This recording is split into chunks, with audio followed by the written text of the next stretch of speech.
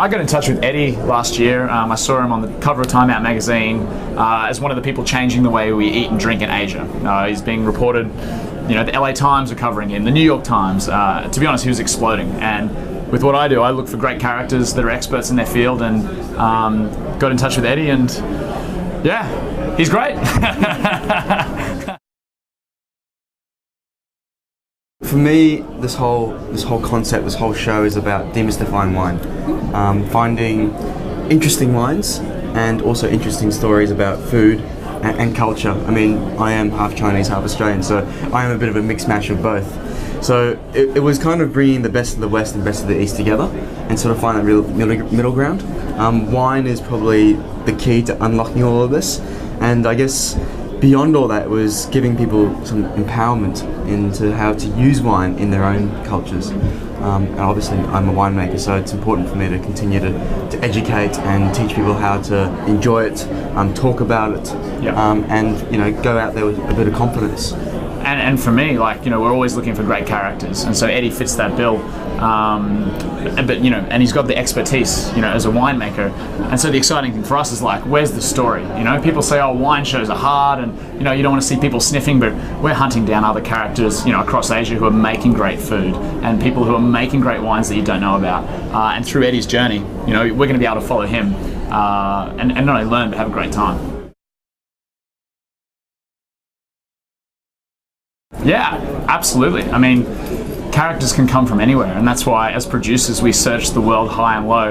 And you know, obviously in the States and in the UK, you know, they do it relentlessly. But I think Eddie's got such a great look, and he's already got such a wonderful following in Asia that hopefully, you know, more great characters will come from the region. Absolutely, it's gone absolutely gangbusters. Yeah. To the point where I use Hong Kong as an example. They've dropped all the taxes in wine, so people are importing wines like you wouldn't believe. Just in Hong Kong alone, there's about 3,500 importers of wine for a small city.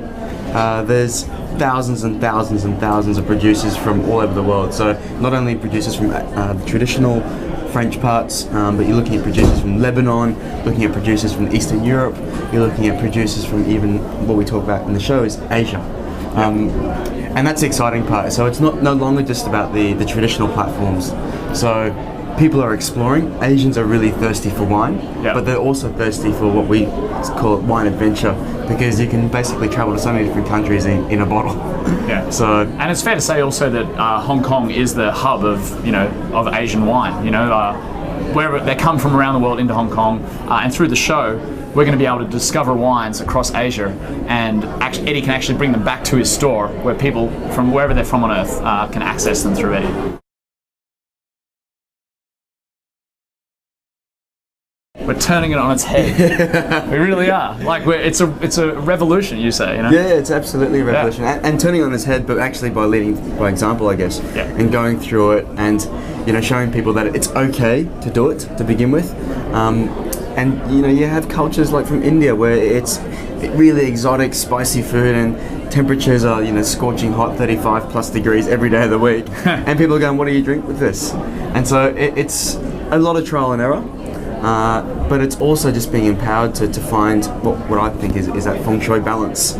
You know, it's the lovely marrying and harmony of food and wine, and complementing each other rather than sort of one over the top of each other. Yeah, people do have a poor perception of, you know, Asian wines, and we're not saying that every Asian wine is great, but you know, there's no reason why a wine that you'll find in a supermarket, and Eddie, I hope you back me up on this, you know, can sometimes be a fantastic, you know, find, and it might be half the price of what you normally pay, but there's no reason why it wouldn't be a great wine. Absolutely. I actually write this article for Time Out every year. It's called Supermarket Heroes, and I actually wrote it based on the fact that I just watched the Avengers movie, and I thought, right, I need to find the Avengers in the supermarket. So I've got the Supermarket Blanc Heroes and the Supermarket Rouge Heroes.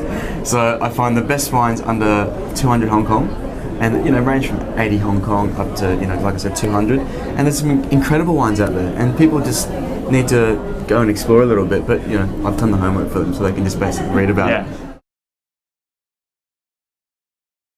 So critical to the show is obviously we want it to be, it has to be relatable to viewers no matter where they live.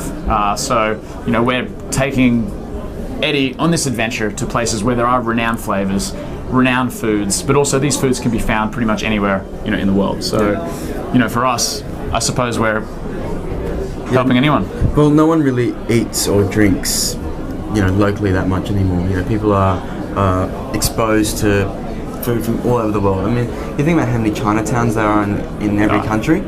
It's unbelievable. There's even little Indias, there's Chinatowns. Yeah. So people go to these places on a regular basis as part of their, you know, eating week, if you want to call it that, and they want to take a bottle of wine. So whether it's BYO or you want to order something off the list, it's completely relatable. So it doesn't have to be a show that's in Asia, shot for Asians, etc., etc. Yeah, definitely. So it's kind of, it could be shot in Asia, but people still travel to Asia. People go to Chinatown. People go to Little India. So it's totally relatable on an international sense. Absolutely, like, you know, education's a big part of it, and also takeaway. So, you know, where we wanted to go to is eventually you can be sitting in your favorite Indian restaurant ordering your chicken tikka masala, and you can look at your app and go, what would Eddie recommend I drink? And, you know, hopefully one day those wines will also be on the menu in the UK, in the US, in Australia. So, you know, there's lots of ways that we want to go. Yeah, I mean, it's about simplifying as well. And people want sort of information very quickly. So wine is obviously translated from so many different languages, and wine in itself is a language. So, you know, trying to give people the opportunity just to access the information and also make a decision is just so much power in that in itself.